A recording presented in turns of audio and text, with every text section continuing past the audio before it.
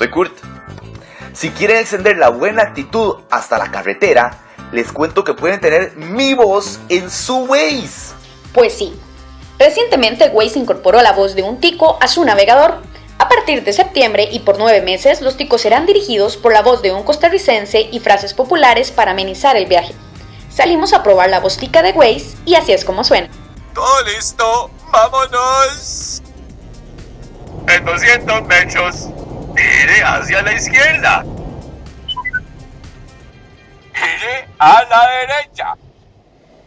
Como hace un Trident y nos fuimos. Ponga cuidado, compa. Ya llegamos. Pido el baño de primero.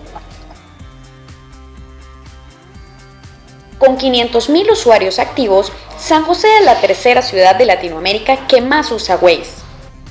Los ticos recorren unos 28 millones de kilómetros cada mes y hacen 325.000 reportes.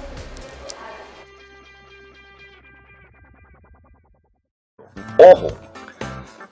Primero se meten al menú, en ajustes buscan sonido, finalmente entran donde dice idioma de voz y ahí me buscan. Y cuando lleguen a español, América Latina, Kurt Tiger by Trident, lo seleccionan y eso es todo, mae. Entonces estamos, vámonos, que yo le extiendo la buena actitud hasta el destino.